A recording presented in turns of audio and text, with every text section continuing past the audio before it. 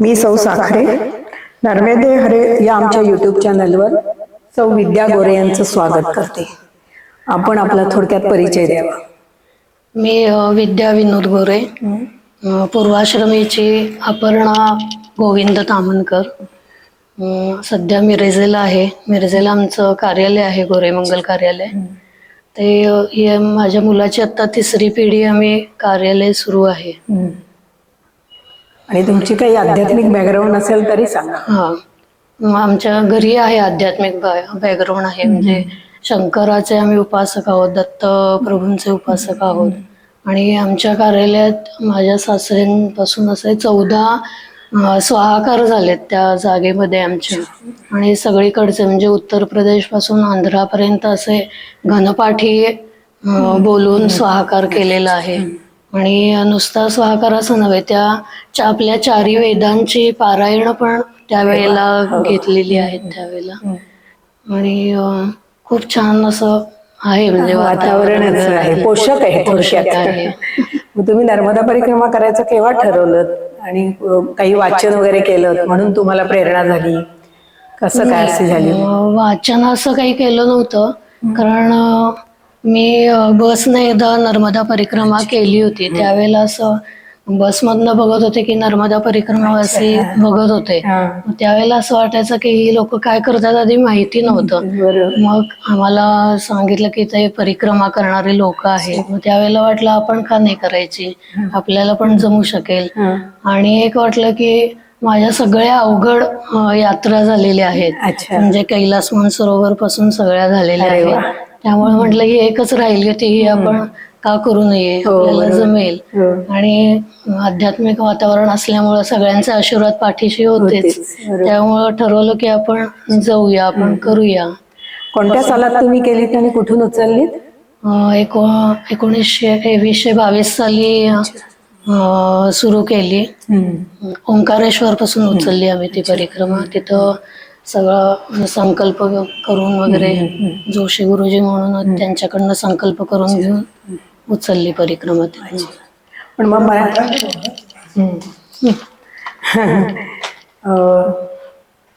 तुम्ही परिक्रमा उचलल्यानंतर तुम्ही असं काही ठरवलं होतं का की इतके किलोमीटर चालायचं, इतके किलोमीटर अमुक तारखेला इथे पोहोचायचं, अमुक तारखेला तिथे पोहोचायचं, असं ठरवलं होतं का? नाही, तसं त्या तारखेला वगैरे असं तिथं पोहोचायचं असं काही ठरवलेलं नव्हतं. कारण असं एक 10 ते 15 किलोमीटर एवढंच आपण रोजचं चालायचं, कारण आपली माहिती असतं आपण केवढं चालू शकतो. खरं पण एक थोडे दिवस 15 दिवस असं चाललो आम्ही, कारण आपोआपच आमची 20, 22, 25 कसं झालं आम्हाला कळलंच नाही, आपोआपच होत गेली ती. सवय होते ना शरीराला, आणि मग मैया पण साथ असते तिच्या ह्याच्याशिवाय बरोबर करून घेते. या सगळ्या परिक्रमाला तुम्ही उचलल्यानंतर जसं जसं पुढे गेला तर तुम्हाला मध्ये कुठले काही अनुभव आले किंवा काही अडचणी आल्या, असं काही झालं का? अडचणी काही आल्या नाहीत, कारण का मैया आमच्या पाठीमागं असल्यामुळं तिच्यावर आम्ही सगळं सोपवून दिलं होतं, समर्पण भावनेने केली. त्यामुळं अडचणी खरंच काही आल्या नाहीत आम्हाला. आणि आल्या असतील तर त्या आम्हाला कधी जाणवल्या पण नाहीत. त्यामुळं तसं काही असं अडचणी नाही आल्या आम्हाला. तर तुम्ही कुठल्या कुठल्या आश्रमात तुम्हाला काय काय अनुभव आले ते सांगू शकता? आम्ही असं चालत असताना दुपारची वेळ होती, 12 वाजले होते. ते 12 वाजता 12 वाजता असं थांबवायची असं असताना म्हणून आम्ही जलाराम आश्रम आम्हाला दिसलं म्हणून तिथं आम्ही थांबलो. तर तिथं थांबल्यानंतर आम्ही त्या दिवशी तिथं राहण्याचा म्हणजे आसन लावण्याचा विचार केला होता. कारण तिथं सगळं त्या प्रसाद वगैरे घेऊन झाल्यावर तिथं लोक असं चर्चा करत होते की इथं दुसऱ्या दिवशी सकाळी सूर्योदयाच्या नंतरच जावं लागतं, म्हणजे उशिरा बाहेर पडावं लागतं. त्यापेक्षा अगोदरच मग आपण गेलेलं बरं, कारण का उशिरा तिथं केला की पुढं मग उशीर होतो. म्हणून मग आम्ही त्याच दिवशी निघायचा विचार केला तिथनं. आणि मग आम्ही निघालो तर आम्हाला सांगितलं की इथनं एक शॉर्टकट आहे, तुम्ही जर बाहेरून जाणार असेल तर तुम्हाला 4 किलोमीटर आत जाऊन परत बाहेर यावं लागणार तुम्हाला. त्यापेक्षा हा शॉर्टकट आहे तिथनं जावा. मग आम्ही त्या शॉर्टकटनं म्हणून खरं निघालो, कारण तो शॉर्टकट अगदीच हे होता. समोर गेल्यावर दिसलं की कसं हे आहे, कारण का 30-40 फूट अशी खोल घळ होती आणि डाव्या हाताला डोंगर होता. तो सगळा ठिसूळ मातीचा होता, म्हणजे जरी हात लावला तरी त्याची माती अशी पडायची. त्यामुळं आणि सगळा सरकता, म्हणजे माती साचलेली होती त्या ह्याच्यावर, त्यामुळे पाय सरकत होते. पहिल्यांदा असं वाटलं की कसं आपण जाऊ शकू का नाही, कारण मैया बरोबर असल्यामुळं त्यात काही वाटलं नाही. म्हणजे तसंच आम्ही काठीचा आधार घेत घेत असं खाली गेलो आम्ही. खाली गेल्यानंतर हा जीवाला असं सोडला. नंतर असंच पुढं जात असताना एक नंदगाव म्हणून एक आहे, तिथं ज्योतिर्मय आश्रम म्हणून आहे. तर तिथं एक संन्यासिनी आहेत, त्यांनी ते आश्रम चालवतात. त्यांनी एकदा नर्मदा परिक्रमा केली होती. ती त्यांना नर्मदा परिक्रमा करून झाल्यानंतर त्यांना असं वाटायला लागलं की आपण संन्यास घ्यावा, कारण त्यांना तिथली इतकी अडचण लोकांची होणारी आहे ते त्याची जाणीव झाली. आणि मैयाची पण इच्छा असेल एखाद्या वेळेस, त्यामुळं त्यांनी घरच्यांची असं परवानगी वगैरे घेऊन त्यांनी संन्यास घ्यायचं ठरवलं. आणि त्या नंदगाव इथं येऊन स्वतःची जागा घेऊन त्यांनी तो आश्रम सुरू केला. आणि खास महिलांनाच तिथं उतरायला देतात त्या. त्यामुळे आम्हाला तिथं मिळाली जागा खरं. पण त्या म्हणाल्या आम्हाला की तुम्हाला एक अट आहे मात्र माझी, की पूर्ण सूर्योदय झाल्याशिवाय तुम्ही जायचं नाही. मग ठीक आहे म्हटलं. मग आम्ही तिथं राहिलो होतो. मग ते छान आम्हाला माहिती सांगत होत्या त्या दिवशी पण सांगितली, निघताना पण आम्हाला सांगितली कसं हे असावं. किंवा सांगा ना तुम्ही, त्यांनी काय तुम्हाला प्रबोधन केलं तेही आम्हाला काय जेवढं सांगितलं. आता एवढं नाही आठवत आहे, कारण त्या म्हणत होत्या की आपण गृहस्थ आश्रम आहे ना आपला, त्या लोकांनी परत परिक्रमा करू नये, म्हणजे एकदाच करायची परिक्रमा. असं त्यांनी सांगितलं. पण त्याचं काय, त्याच्या मागचं काही कारण त्यावेळेला सांगितलं त्यांनी, कारण आता ते मला आठवत नाहीये खरं. पण असं त्यांनी सांगितलं त्यावेळेला की करू नका म्हणून परत तुम्ही. आणि हे पण सांगितलं मुद्दामून आवर्जून त्यांनी की प्रत्येक जण माणूस जातो आणि पुस्तक काढायच्या विचारात असतो, आपल्याला आलेले अनुभव, फोटो किंवा लोकांना सुकर कसं जावं याच्याबद्दल माहिती देण्यासाठी.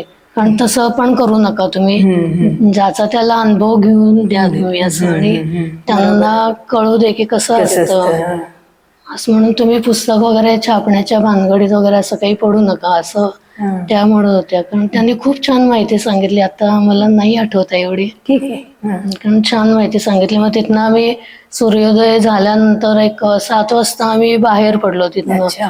आणि त्यांनी का सांगितलं तर ते पुढे गेल्यावर आम्हाला कळलं की अशी पूर्ण निसरडा रस्ता, पूर्ण आपण घसरत गेलो तर नदी होती, त्या ह्याच्यातच आपण जाऊ असा इतका निसरडा रस्ता होता तो. आणि खाली 30-40 फूट खोल नदी होती. आणि त्याच्यावर जे साको घातलं होतं ते नुसतं असं छोटे छोटे बांबू असतात त्याचं घातलं होतं, आणि साईडनं धरायला काही नव्हतं. आता जायचं कसं असं वाटलं, कारण ज्या ह्या आहेत ज्योतिर्मय आश्रमाच्या ज्या संन्यासिनी आहेत, त्यांनी परिक्रमावासियांना काही त्रास होऊ नये म्हणून त्यांनी थोड्या पुढं अंतर गेल्यानंतर त्यांनी तो दोरखंड लावला एक मोठा, त्याचा आधार घेऊन खाली उतरलो आम्ही. मग तो साखव चालून मग पुढं गेलो पुढच्या यायला. तो एक छान अनुभव होता, म्हणजे घेण्यासारखा आणि खूप छान वाटलं असं. म्हणजे इकडं एक भीती पण असते आणि एक मैया आपल्या पाठीशी आहे याचं जाणीव प्रत्येक वेळेला होत असते आपल्याला, अजून तीव्रतेने होते. तर देवगाव म्हणून एक आहे, तर आदल्या दिवशी महाशिवरात्र होती, तिथं आम्ही एके ठिकाणी थांबलो होतो. त्यांच्या घरातनं आम्ही देवगावला जाण्यासाठी बाहेर पडलो. असं 12च्या दरम्यान वगैरे त्या देवगावला पोचलो आम्ही तिथं. तर तिथं कुठलं ह्यांचं जमदग्नी ऋषींचं आश्रम आणि देऊळ पण आहे त्यांचं, कधी नसतं कुठेही. हो. ते तिथं आहे, त्या जमदग्नी ऋषींचं देऊळ आहे तिथं. अच्छा. हा. तिथं आम्ही थांबलो होतो आणि तिथं त्यावेळेला हे होतं, सोमवती अमावस्या होती. मग तिथं सोमवती अमावस्येला नर्मदेचं स्नान व्हावं असं खूप तिथली लोक मानतात. मग ते आम्हाला आणायचं घडणार होतं, म्हणून मग आम्ही तिथं मुक्काम केला देवगावला. आणि मग दुसऱ्या दिवशी तिथं नर्मदेवर स्नान करून जमदग्नी ऋषींचं दर्शन घेऊन तिथं अखंड ज्योत आहे तिथं. आणि ती ज्योत अखंड म्हणजे तिथं एक त्यांनी एक हे ठेवलेलं आहे, त्याचं रक्षण वगैरे करायला असं एक ठेवलेला आहे, तो अखंड तिथं बसलेला असतो. त्याने आम्हाला तिथला अंगारा वगैरे दिला, विभूती. आणि तिथं नर्मदा नदी आणि बुढी मैया यांचा संगम आहे तो तिथं खाली. आणि तो सुद्धा असा खोलच आहे, म्हणजे इतकं प्रवाहाला ओढ आहे ना त्या, की तिथं साकोव घातलाय तो सुद्धा असा त्याची 30-40 फूट खोल असला तरी तो साको त्याला जाऊन चिकटलेला आहे, म्हणजे त्या पाण्याला असा. म्हणजे एवढं हे म्हणजे प्रवाहच इतका जोर आहे त्या प्रवाहाला की तो साको पण असं त्यांनी कडेला काही धरायला नाही. आणि असे साधारण असे आडवे साको घालतात ते बांबू, कारण ते असे उभे होते. आणि त्याच्यावर त्यांनी असं आदनमधनं असं कुठं त्यांना असं घट्ट करता येईल तिथं असं त्यांनी केलं होतं, कारण मध्ये जाताना काठी रोवायची कुठं, तर तसं रुतवायला अशी येत नव्हती. असं त्या ह्याच्यावरच बरोबर पडून असं अंदाज घेतच असं गेलो आम्ही तो साको पार करून. आणि तिथली लोक आपल्याला खूप मदत करतात आणि मदतीला आली पण, की परिक्रमावासियांची मदत करावी म्हणून लोक आली आम्हाला मदत करायला. कारण ते ऋषींचा आश्रम तिथं गेल्यावर इतकं शांत आणि तिथं असं राहण्यासारखंच आहे, म्हणजे असं परिसर राहावं माणसानं, म्हणजे सहवासात राहावं असं म्हणतो ना आपण सत्संगामध्ये, तसं ते ठिकाण आहे. छान वाटलं अगदी. आणि आम्हाला प्रत्येक वेळी असं छानच असं घडत गेलं आमच्या बाबतीत, म्हणजे असं कधी हे नाही वाटलं की आपल्या बाबतीत असं काही. आता इतर लोकांचे आम्ही असे युट्यूबवर अनुभव वगैरे ऐकले होते, कठीण प्रसंग आले होते, तसं खरंच काही आले नाहीत आमच्यावर. सहज सुलभ झाली. सगळ्यांचे मैया तर होतीच, कारण सगळ्यांच्या आशीर्वादांना खूप छान झाली आमची परिक्रमा. पाठीशी हो, पुण्याई पाठीशी होती. त्याशिवाय असे कार्य आपल्या हातून पार पडणं शक्यच नाही, अवघड आहे अगदी. पुण्याईच आहे. तर मिर्झापूर म्हणून एक गाव आहे, तिथनं असं आम्ही एक छोटी डोंगरच आहेत ठिकठिकाणी असं रस्त्याला असे, तिथं एक काळभैरवाचं मंदिर आहे ते, आणि जागृत देवस्थान आहे ते काळभैरवाचं. तिथं एक संन्यासी राहतात, ते तिथं कुटीमध्ये राहतात ते, आणि आपल्या परिक्रमावासियांना राहायला त्यांनी असा हॉल वगैरे असा केलेला आहे. तर त्यांच्या पण आम्हाला सहवासात राहायला मिळालं. त्यांनी एक दिवस असंच सत्संग असंच चर्चा करत होते आमच्या बरोबर. ते पण छान वाटलं आम्हाला, म्हणजे असं कधी आम्ही सत्संग काय असतो हे काही माहिती नव्हतं. अध्यात्म असलं पाठीशी, तरी सत्संग काय असतो हे माहिती नव्हतं. अशी लोक भेटावेत की सत्संग जिथं घडेल तिथं आपण थांबून त्यांचं ऐकावं. त्यावेळेला ते जाणवलं आम्हाला की खरंच पाहिजे आपल्या ह्याच्यात काहीतरी असं. त्यावेळेला तिथं छान म्हणजे काळभैरवाचं खूप छान दर्शन वगैरे झालं, त्यांचा आम्हाला हे मिळाला, सहवास मिळाला तिथं. चांगलं वाटलं तिथं. तर तिथल्या लोकांचं म्हणजे परिक्रमावासियांच्या बाबतीतला सेवाभाव खूप अतिशय महत्वाचा आहे. अगदी ते प्रेमाने करतात आपलं, म्हणजे ते आपल्याला मैया आहे असं समजूनच ते आपली सेवा करायला अगदी तत्पर असतात. म्हणजे आपण काय म्हणेल ते लगेच आणून देत असतात ते. खूप छान, म्हणजे आपण भारावून जातो की आपण कसं वागतो, आणि तिथं गेल्यावर आपल्याला कसं हे मिळतं आपल्याला, म्हणजे आपोआप आपल्या ह्याच्यात बदल होत जातो स्वभावामध्ये, की आपण पण कसा आचार ठेवायला पाहिजे बरोबर. हे जाणवतं तिथं गेल्यावर. इथं आपल्याला काही कळत नसते ते. तिथं गेल्यावर तिथलं ते जाणीव होती ते त्यांनी केलेल्या ह्याची.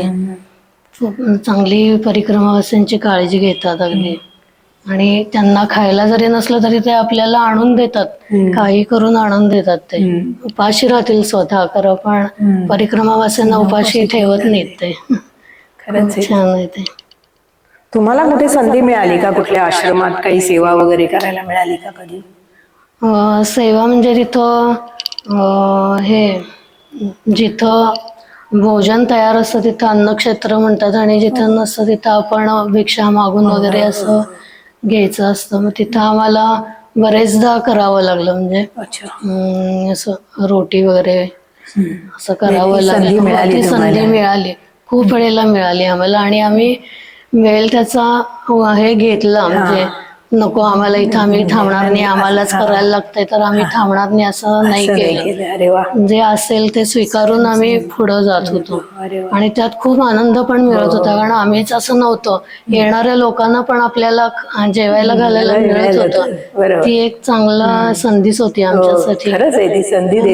मैया देते. हो ना. तो छान, म्हणजे आम्हाला पण खूप ठिकाणी असं करायला मिळाली, सेवा करायला मिळाली. त्यामुळं असा कुठला प्रसंग आठवतोय का तुम्हाला की आपल्याला या स्वरूपात नर्मदा मैयानी दर्शन दिलं आणि पुढे गेल्यानंतर आपल्या लक्षात आलं, अरे ती नर्मदा तर नसेल ना? असं काही कुठला प्रसंग आठवतोय का? तसा प्रसंग असा नाही खरं, पण आम्ही पटण्याच्या तिथं पुढंच कुठंतरी एक गेलो होतो. तिथं आश्रम होता, त्या आश्रमामध्ये राहिलो होतो. त्यावेळेला माझी बहीण होती ना, तिला एक तिथली छोटीशी मुलगी आली आणि मैया तुझी वेणी घालू का असं म्हणाली. त्यावेळेला जाणवलं की ही मैयाच नसेल ना, हिची हे करायला आलेली. पण खूप छान होती ती अगदी, म्हणजे असं तिच्याकडं बघत राहावं असं वाटत होतं तिच्याकडं. आणि त्यावेळेला असं वाटलं नाही की ती मैयाच असेल, कारण ती जेव्हा गेली तेव्हा जाणवलं ही मैया तर नसेल ना असं वाटलं. म्हणजे असं फार म्हणजे असं लक्षात नाही येत नाही ना, आपल्याला गाफील ठेवते. मग आपल्या लक्षात येते. साधू संतांच्या सत्संगात एवढंच झालं ना तुम्हाला? एवढ्याच्या व्यतिरिक्त काही आठवतं? ते एक कर्वे गुरुजी म्हणून योगी पुरुष आहेत अगदी, त्यांचा आम्हाला एक अनुभव म्हणजे आम्ही असं जात असताना माझ्या भाच्याचा फोन आला की मी फोन देतो, तुम्ही ओळखा कोण आहे ते म्हणून. त्याचा फोन घेतला आम्ही, तर ते प्रत्यक्ष आमच्याशी बोलत होते. ते तेव्हा त्यांचा आवाज ओळखला, इतकं हे वाटलं, धन्य वाटलं की परिक्रमा करत असताना योगी पुरुषांचा स्वतः ते आमच्याशी बोलतायत आणि म्हणतायत की तुमची परिक्रमा पूर्ण होणार आहे असं जेव्हा सांगितलं त्यावेळेला म्हणजे असा आनंद असं ओसंडून वाहत होता. म्हणजे असं त्याला पारावरच नव्हता त्या आनंदाला. आणि त्यात आशा काळे म्हणून त्या आहेत, त्यांच्याकडं आल्या होत्या, त्या कर्वे गुरुजींच्याकडं. त्यांच्या त्या भक्त आहेत, त्यांच्याकडं आल्या होत्या. त्यावेळेला ते म्हणाले माझ्याकडे अशा अशा आल्या आहेत, बोलणार का त्यांच्याशी? तर त्यांच्याशी बोललो आम्ही. त्यावेळेला सुद्धा आनंद झाला, कारण का आशा काळे माझ्या आईची आवडती कलाकार होती ती. त्यामुळं खूप छान वाटलं की अरे वा, यांचा इकडं आशीर्वाद पण मिळाला आणि इकडं आईची पण अशी आठवण, तिच्या आवडत्या व्यक्तीशी बोलायला मिळालं, असं खूप चांगलं वाटलं त्यावेळेला. आणि आशीर्वाद खूप छान दिला त्यांनी की तुमची परिक्रमा पूर्ण होणारच आहे म्हणून. एक मॉरल सपोर्ट असं मिळाला. त्यामुळे आपल्याला स्फूर्ती येते. किंवा अजून कुठले तुम्ही लक्कडकोटचं जंगल किंवा शूलपाणी यातले काही अनुभव सांगू शकता? नाही, मी शूलपाणीतनं नव्हतं गेलो, बाहेरून याच्या मार्गे गेलो होतो आम्ही. 52 गजामार्गे गेलो होतो, प्रकाशामार्गे. तर त्यामुळं शूलपाणीचा काही नाही आहे अनुभव. लक्कलकोट जंगल म्हटल्यावर तिथं फारसं असं काही म्हणजे खूप घनदाट जंगल आहे, अच्छा अच्छा. प्राणी वगैरे असतात किंवा असं सकाळीच लवकर उठून ग्रुपनं पाठवतात वगैरे असं कळलं होतं आम्हाला. मग तसं काही जाणवलं नाही, म्हणजे पूर्ण का असं खूप घनदाट जंगल वगैरे असं नव्हतं. वाट अवघड होती, जंगल पण होतं कारण घनदाट जंगल वगैरे असं नव्हतं. आणि ठिकठिकाणी बाण वगैरे केलेले आहेत, त्यामुळे त्या मार्गे आम्ही येत होतो. एकदा तिथं चुकायचा प्रसंग आला होता, कारण मयेनं आम्हाला बरोबर दिशा दाखवली, मार्ग दाखवला, परत इकडनं जाऊ नका, इकडनं जावं असं तिनं मार्ग दाखवला आम्हाला. खरं छान आहे, म्हणजे भीती अशी काही वाटली नाही त्या जंगलातनं जाताना. चांगलं आपलं मैया साथ असल्यामुळं काही खरंच जाणवलं नाही असं.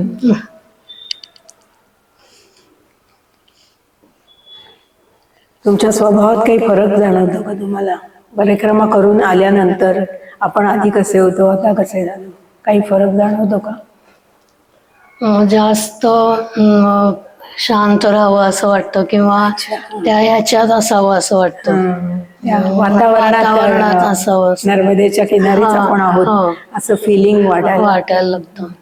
आणि त्यातच आपण रमून जावं असं इतर काही नको वाटतं म्हणजे. अच्छा. त्यामुळं हा बदल झाला म्हणजे. थोडीशी विरक्ती आली म्हणायला हरकत नाही. असं पाटणगाव होतं, तिथं आम्हाला आश्रमामध्ये आम्ही उतरलो पाटणगावच्या. तिथं साधारण असं बाहेर एक हे होतं, ओसरी असल्यासारखं होतं आणि एक छोटीशी खोली होती. तिथं मग आम्ही आसन लावलं होतं गेल्यावर खोलीमध्ये त्या. तर तिथला एक गावकरी आला तिथं आणि म्हणाला, तुम्ही किती जण आहात? आम्ही म्हणलं असं 8 जण आहोत आम्ही. मग तुम्ही आमच्या घरी चला म्हणाला, तुमची तिथं सोय होईल. फक्त तिथं तुम्हाला आंघोळीला किंवा बाकी म्हणजे प्रातर्विधीला वगैरे तिथं काही सोय नाहीये, तुम्हाला बाहेरच जावं लागेल. चालेल म्हणलं, निदान आपल्याला राहायला खोली तरी मिळेल, कारण 8 जण होतो आम्ही. म्हणून आम्ही गेलो, त्या माणसाच्या घरी गेलो आम्ही. तिथं दुसऱ्या दिवशी म्हणजे आंघोळ करायला म्हणून आम्ही त्यांनी सांगितलं होतं एक विहीर आहे, त्या विहिरीवर जावा तुम्ही आंघोळीला म्हणून. त्या आम्ही विहिरीच्या दिशेने निघालो. ती विहीर पण दिसली खरं, पण त्या विहिरीवर पाणी काढायचं होतं. ते काही आम्हाला दोघींनाही फारसं जमत नव्हतं विहिरीवर पाणी काढायचं. त्यामुळं प्रश्न पडला पाणी कसं काढायचं. त्यापेक्षा आपण जिथं पहिल्यांदा उतरलो होतो आश्रमात तिथं जाऊया, तिथं हापसा होता, तिथं जाऊन आपण स्नान करून वगैरे येऊया म्हणून आम्ही तिकडं स्नान करायला म्हणून गेलो. एक साधारण 1-1.5 किलोमीटर ते लांब होतं. तरी आम्ही गेलो तिकडं. मग सगळं स्नान वगैरे प्रातर्विधी वगैरे सगळं आवरून आम्ही असं आलो. तर जाताना रस्ता सापडला आम्हाला आणि येताना अंधार होता, खूपच अंधार होता. आणि आम्ही मोबाईल किंवा बॅटरी वगैरे असं काहीच नेलं नव्हतं. त्यामुळे अंधारात आम्हाला थोडं पुढं आल्यावर कुठनं आपण आलोय हेच कळेना, समजेच ना आम्हाला कसं जायचं ते. आणि आम्ही दुसऱ्या दिशेनंच गेलो आम्ही. तिथं साधारण आम्हाला शंका आली, बहुतेक हे इथं नाहीये, आपण रस्ता चुकलोय रस्ता, आता कुणाला विचारायचं. म्हणून असं बघत होतं तर एक घर दिसलं आम्हाला. तिथं आम्ही मैयाजी करून हाक मारली त्यांना. मग त्या एक मैया बाहेर आल्या. त्यांनी विचारलं काय हवंय वगैरे, तर आम्ही सांगितलं असं असं आम्ही वाट चुकलोय आणि आम्हाला जायचंय आमच्या आश्रमात, आम्ही जिथं उतरलोय त्यांच्या घरी जायचंय. मग त्या म्हणाल्या की कुठं जायचंय, कारण आम्ही सकाळी लवकर निघायच्या ह्याच्यात आम्ही तिथला पत्ताच विचारला नाही किंवा त्यांचं नाव विचारलं नाही. त्यामुळे आम्हाला त्या मैयेला काही सांगता येईना की कुणाच्या घरी जायचंय वगैरे. मग त्यांना सांगितलं की आम्हाला त्यांनी विहिरीवर आंघोळीला जायला सांगितलं होतं. ते विहीर आहे त्यांच्या घरा शेजारी असं. मग त्या मैयेला लक्षात आलं. मग तिनं सांगितलं की असं असं जावा तुम्ही. मग तिनं असं सांगितलं तसं आम्ही गेलो. कारण 1-1.5 किलोमीटर आत बाहेर करण्यात वेळ गेला सगळा, कारण पोचलो आम्ही. म्हणजे मैया आमच्या पाठीशी होती, तिनं साथ दिली. म्हणजे असं आम्ही असं काही ठरवलं नव्हतं की इतक्या दिवसात परिक्रमा पूर्ण करूनच यायचंय किंवा घरी जायची काही गडबड आहे, असं काही नव्हतं पाठीशी. त्यामुळे आम्ही निवांत म्हणजे शिस्तीतच करणार होतो, सगळीकडे थांबत वगैरे असं करणार होतो. मग आमची परिक्रमा पूर्ण लवकर झाली, 130 दिवसात पूर्ण झाली. आणि आम्हाला न्यायला मग येणार होते घरचे लोक वगैरे सगळे तिथं न्यायला येणार होते. त्यामुळं त्या लोकांनी साधारण आमचा केव्हा आम्ही पोचू अशा यांनी त्यांनी तिकीट रिझर्वेशन केलं होतं.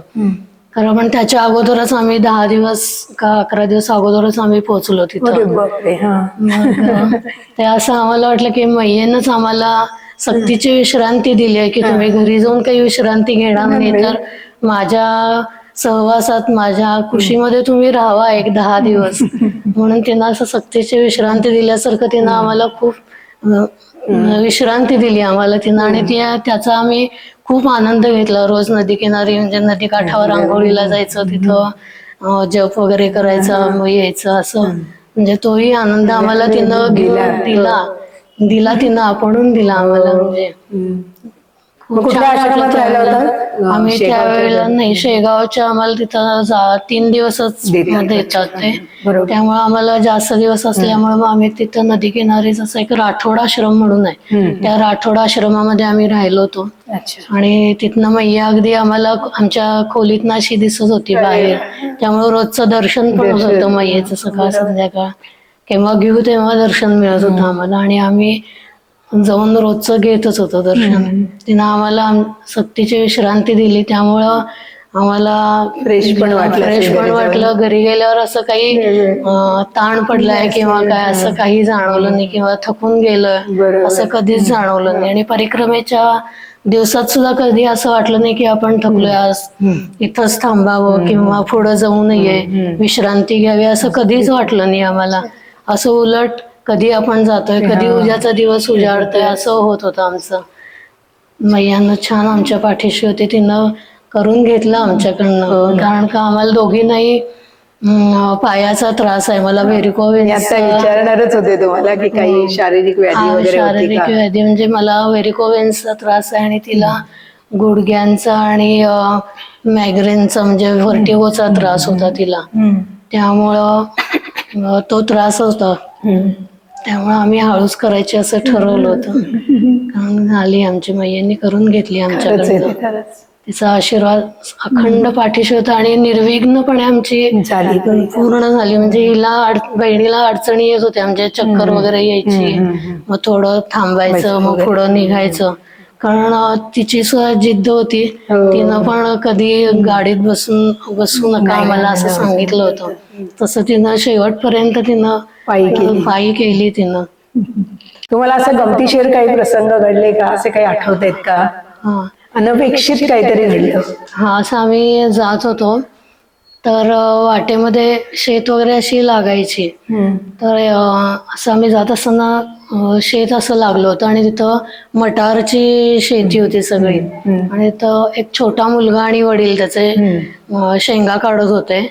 आणि तो छोटा मुलगा होता त्यांचा, तो आम्ही दिसल्यावर नर्मदे हर असं तिथं सगळीजण म्हणतात, तसं तो नर्मदे हर म्हणाला. मग मी नर्मदे हर म्हटलं. हिचं बहिणीचं त्यावेळेला लक्ष नव्हतं म्हणून मी तिला म्हणलं, अगं तुला तो नर्मदे हर म्हणतो. मग ती नर्मदे हर म्हणाली ती पण. मग त्या मुलांना नर्मदे हर असं म्हणाला. मग त्यावेळेला तो शेंगा काढत होता ना, ती म्हणाली की शेंगा काढतोय. म्हणलं तुला काय देणार आहे का तो आणून, म्हटलं शेंगा. तर आम्ही थोडं पुढं गेल्यावर तर मुलगा आणि त्याचे वडील गाडीवरून आले आणि त्यांनी शेंगा अशा ओंजळीनं अशा आमच्या हातात दिल्या त्यांनी, हे घ्या शेंगा म्हणून असं. म्हणजे मी तिला सहज म्हणलं, तू परत एकदा नर्मदे हर म्हणतेस तर तुला काही शेंगा मिळणार आहेत का? तर त्या खरंच मिळाल्या आम्हाला. पुढं गेल्यावर शेंगा त्यांनी आणून दिल्या. तर असं आम्ही सुरुवातच अशी होती आमची जाताना, पहिला 2-3 दिवस असेल काहीतरी, जात होतो. खाली किनारी नर्मदा मैया होती आणि साईडला डोंगर होता आणि अगदी अशी चिंचोळी पाय वाटत होती ती. आणि त्यातनं तिकडनं येणारी लोक अशी होती आणि आम्ही जात होतो तिकडनं येणारी लोक होती. तर एक गुराखी होता, म्हणजे गाई घेऊन जाणारा असा माणूस होता. तर तो गाई घेऊन येत होता चरायला डोंगरावर वगैरे न्यायला असं. तर आम्ही जात असताना ती गाय थांबली. ती गाय आहे म्हणून आम्ही थांबलो, तर ती गाय पण थांबली मग आम्हाला काही कळेना ती गाय का येईना पुढं. आम्ही तिला जाण्यासाठी म्हणून आम्ही थांबलो, तर ती पण थांबली. मग तो जो होता तो म्हणाला की गुराखी, तो म्हणाला की तुम्ही पुढे गेल्याशिवाय ती पुढे जाणार नाही, तुम्ही पुढे जावा, ती काय तुम्हाला करणार नाही म्हणून. मग जसं आम्ही पुढे गेलो तसं ती तिच्या वाटेनं निघून गेली डोंगरावर. असं म्हणजे या असं आम्ही मैयाच्या किनाऱ्यांनी वगैरे असं जाताना हरभऱ्याची शेती, सोलाणा म्हणजे त्याची शेती होती, मटारच्या शेंगांची शेती होती. तर ही अशी, आणि आमच्याबरोबर ज्या मैया होत्या त्या असं तोडत तेन जायच्या, अशा घ्यायच्या तिथल्या काढून वगैरे. तर मी पहिल्यांदा घेतलं असं काढून तिथलं, कारण नंतर मला असं वाटलं की का आपण म्हणजे आपण परिक्रमेला आलोय तर विचारल्याशिवाय कसं काय आपण घेतो. करेक्ट. तर हे असं आपण करून उपयोग नाही, म्हणून मी त्यावेळेला असं ठरवलं की कोणी दिल्याशिवाय आपण घ्यायचं नाही, म्हणून त्यांनी दिलं तर घ्यायचं. असं त्यावेळेला मला ती जाणीव झाली की आपण नाही घ्यायचं, ते दिलं तर त्याचा आनंदानं स्वीकार करायचा आपण, असं ठरवलं होतं. आणि तो एक असं आपल्या स्वभावामध्ये बदल म्हणतो तो एक झाला की दुसऱ्यांनी दिलं तरच घ्यायचं, किंवा येऊ का, किंवा असं विचारल्याशिवाय कोणाच्या घरात असं आत जायचं नाही, परवानगीशिवाय आत जायचं नाही वगैरे. असं छोटेच होते असे हे, कारण ते घेण्यासारखे अनुभव होते, म्हणजे आपल्या आचरणामध्ये आपण आणण्यासारखे होते. ते छान वाटलं, म्हणजे घेण्यासारखे होते ते. थोडाफार तो बदल झाला. म्हणजे आम्ही असं मांडवगड उतरून असं खाली एका आश्रमात जायला म्हणून निघालो होतो. तर तो मांडवगडचा डोंगर तर अवघडच होता, प्रचंड सगळा खडकाळ वगैरे असा होता. तिथनं उतरून आम्ही आलो खाली, आणि तिथं कळलं की ब्रह्मगाव कसं काहीतरी असं होतं गाव ते. तिथं आम्ही उतरलो, एका आश्रमात गेलो. ते देऊळच होतं, रामाचं मंदिर होतं. तर तिथं परिक्रमावासी अगोदर खूप बरेच आले होते. अगदी आम्हाला मुश्किलीनं तिथं अशी जागा मिळाली होती 6 जणांना. तिथं आम्ही आमची आसनं वगैरे लावली, आणि म्हणलं चला आपण लवकरच पोहोचलो होतो, त्यामुळं कुठं आपली म्हणजे प्रातर्विधीची आणि स्नानाची वगैरे कुठं सोय होती का, किंवा काय सोय आहे बघून येऊया म्हणून. एक आम्हाला सवय लागली होती, कुठं आश्रमात जर सोय वगैरे नसेल तर मग आपण कुठपर्यंत जाऊ शकतो म्हणजे ते करायला वगैरे. कारण का आम्ही असं आपसूक होत गेलं म्हणा, किंवा ठरवलं असेल म्हणून होत गेलं. असं सकाळी उठून आंघोळ वगैरे करून मगच नर्मदेची आरती वगैरे करून मगच बाहेर पडायचं, असं ठरवलं होतं. आणि तसं होत पण घडत पण गेलं तसं, मैयेच्या कृपेनं आशीर्वादानं त्याच्या घडत पण गेलं. तसं बघायला म्हणून गेलो होतो, तर कुठंच सोय म्हणजे कुठं मिळाली नाही सोय. पण ज्यांच्या एकांच्या घरी आम्ही विचारलं, तर ते म्हणले की माझ्या घरी काही होऊ शकत नाहीये, कारण इथले जे एक मालपाणी म्हणून आहेत त्यांच्याकडे मी तुमची सोय करू शकतो म्हणून. मग तुम्ही किती जण आहे विचारलं, त्यांनी म्हटलं आम्ही 6 जण आहे. मग आम्ही चौकशी करून आम्ही येऊन बसलो. तर आमच्याबरोबर जे दुसरे मैया आणि बाबाजी होते ते पण चौकशी करायला गेले होते. ते पण चौकशी करून आले, त्यांना पण असंच सांगितलं तुमची सोय होईल म्हणून, 6 जण आहे. मग आम्ही असं जेवायला पंक्तीत बसलो होतो.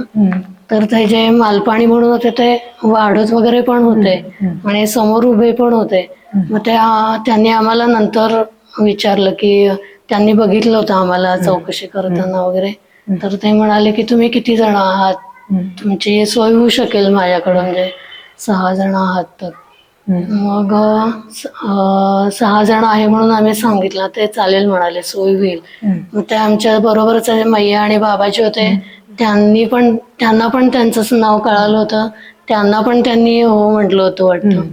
मग ते त्यांना कळेना की आपण यांना पण म्हटलंय आणि त्या लोकांना पण सांगितलंय की सोय होईल म्हणून, आता कसं.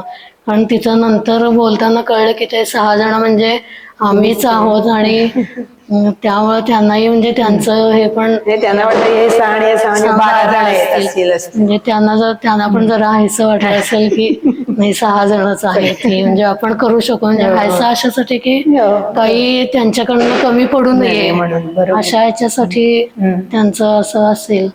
छान मस्त सोय झाली, त्यांनी घरी त्यांच्या नेला सगळं. मैयेचं त्यांनी मैया समजून आमच्याकडनं सगळं छान गाणी वगैरे पण म्हटली तिथं.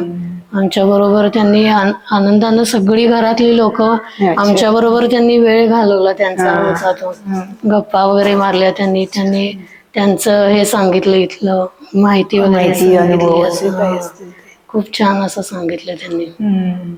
आणि वेळोवेळी मैयेचा अनुभव येतच होता. मैया पाठीशी होतीच आमच्या. तिच्या आशीर्वादाशिवाय आपण हे पूर्ण करू शकत नाही. आपण सगळ्यांचे आशीर्वाद पाठीशी हवेतच. परिक्रमावासियांना जे नियम सांगितलेले आहेत त्यांनी ते नियम पाळावेत त्यांनी प्रत्येक आश्रमामध्ये. नाहीतर लोक काय करतात, सगळी घाण करून जातात, स्वच्छ करत नाहीत. तसं करू नये त्यांनी. म्हणजे पुढच्या परिक्रमावासियांना त्रास होईल असं काही करू नये. त्यांनी त्यांचे जे नियम त्यांनी घालून दिलेत ते तंतोतंत पाळावेत त्यांनी. आणि आपण सुद्धा परिक्रमा करतोय म्हणल्यावर आपली पण एक जबाबदारी आहे की आपण पण त्या नियमाचं पालन करून पुढे गेलं पाहिजे आणि मग त्यांना सहकार्य केलं पाहिजे आपण. त्यामुळे त्यांनी हे आवर्जून करायला हवं, नाहीतर मग नाव उगाच असं खराब होतं ना आपलं. त्यामुळे आपल्या ह्याच्यासाठी करायला हवं त्यांनी. अजून काही तुम्हाला टिप्स द्यायचे आहेत का नर्मदा परिक्रमा करायला जे आता उत्सुक आहेत जाणार आहेत त्यांच्यासाठी विशेष असं काही मार्गदर्शन? त्यांनी आपले जे सामान आहे ते अगदी मोजकच घ्यावं. म्हणजे म्हणून आम्ही थोडं जरा 1-2 जास्त ड्रेस नेला होते, तसे न करता अगदी मोजकेच 2 ड्रेस वगैरे न्यावेत. आणि औषधं काय असतील ती न्यावेत. आणि पांघरायला वगैरे काय असेल ते मोजकच सामान न्यावं, जड काही नेऊ नये. आम्ही तर एकाच ड्रेसवर परिक्रमा केली. जेव्हा गरज पडली तेव्हाच दुसरा वापरला ड्रेस. आणि मुख्य म्हणजे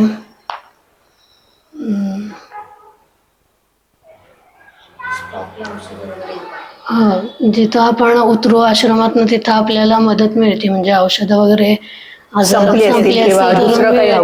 मिळतात. आणि तिथले औषध दुकानदार वगैरे असतात ना ते पण आपल्याला देतात. आपल्याकडनं पैसे वगैरे काहीच घेत नाहीत. ते सेवा म्हणूनच करतात ते. त्यामुळे आपल्याला जी हवी असतील ती औषधं ते अगदी देतात. ते करू न करू असं मनामध्ये उगाच एक भीती वाटते. त्यामुळे मानसिक तयारी खूप हवी. शारीरिक आपली आपोआप होत जाते ती, पण मानसिक मात्र पाहिजे. म्हणजे आंघोळ गार पाण्याने करावी लागते किंवा जे मिळेल ते मिळेल तिथं मिळेल तसं स्वीकारायला पाहिजे त्यांनी. किंवा आपल्याला आता काय म्हणतो आपण, भिक्षा मागून नाही करायचं त्याला, सदावर्त अवश्य घ्यावं. म्हणजे आपल्या हातून तेवढेच, म्हणजे मैयेनं आपल्यावर मैयेचे इतके ऋण आहेत की आपण थोडं एवढंसं एक कणभर जर देऊ शकलो तर ते द्यावं लोकांना. त्यामुळे सदावर्त तर घ्यावंच लोकांनी अगदी, असं म्हणजे मला वाटतं. बरोबर घ्यावं खरं चांगलं. आणि ती लोक काही आपल्याला त्रास देणारी नाही आहेत. म्हणजे सदावर्त म्हणजे मोजकं देतील असं नाही. तुम्हाला काही हवं ते सगळं घ्या म्हणून सांगतात आपल्याला. मग आपल्याला जे लागेल तेवढं घेऊन करायचं, कारण घ्यावं असं आहे. म्हणजे तो एक आपलं मानसिक समाधान की आपण थोडं काहीतरी करू शकू. म्हणजे मैयेची काहीतरी. आणि मला मैयेच्या ऋणात राहायला आवडेल. म्हणजे इतकं तिनं आम्हाला निर्विघ्नपणे असं केलंय ना, सगळं करून घेतलंय, त्यातच खूप आनंदी आणि समाधानी आहे मी खूप. अशी सेवा परत कधी योग होतोय तेव्हा अगदी आनंदानं करायला अशी तयारी आहे करायची. आणि योग येईल तेव्हा. ते तर आहे. एक असं सांगायचं आहे की आपण असं एकट्याने करू, मी एकटी जाईन वगैरे असा अति आत्मविश्वास असू नये. कारण का आपल्या बरोबर जे असतं, आपल्या बरोबर कोणीतरी असावं ही जाणीव आपल्याला पुढं गेल्यावर कळते. त्यामुळे आपल्या जीवाभावाचं किंवा मैया तर आपली काळजी घेतच असते खरं, पण असं आपण जीवाभावाचं कोणतरी असलं एकमेकांची काळजी घेणारं तर आणखीन सुखकर होती ती या परिक्रमा आपली. त्यामुळं कोणतरी हवं. तशी माझ्याबरोबर माझी बहीण होती, तशी आमची दोघींनी मिळून केल्यामुळं आमची अगदी छान असं आनंदात आणि समाधानात आमची झाली परिक्रमा ती. म्हणजे त्याचा आनंद घेता आला एकमेकीला मी असल्यामुळं. असावं खरं, एकटं मी जाईन करीन असं उपयोग नाही. म्हणजे असं वाटतं मला. आता तुमच्या बहिणींनी तुमच्या परिक्रमेबद्दल काहीतरी उत्स्फूर्त काव्य केलंय. हो तर आपण ते आता ऐकूया. हो हो मी चालेल. त्यांना सांगते की त्यांनी ते यावं आणि नर्मदे हर नर्मदे हर नर्मदे हर. पायी नर्मदा परिक्रमा करण्याची मनी होती आस. पायी नर्मदा परिक्रमा करण्याची मनी होती आस. लागलीच इच्छापूर्ती पूर्ण झाली की ओ खास. नर्मदे हरच्या मुखी करीत चाललो गजर. नर्मदे हरचा मुखी करीत चाललो गजर. मैयाची आमच्यावर सतत प्रेमळ नजर.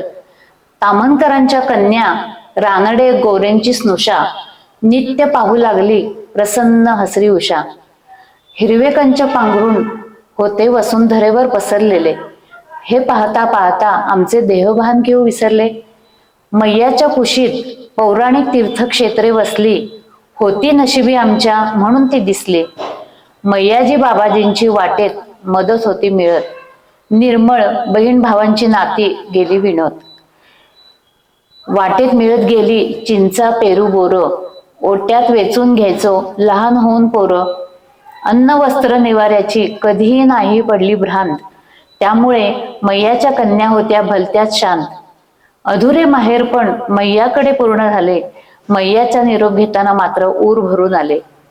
मैयाचे प्रांगण झाले की हो माझे माहेर. यशस्वी पायी परिक्रमेचा ओटीत घातला आहेर. नर्मदे हर नर्मदे हर नर्मदे हर. फार सुंदर आहे.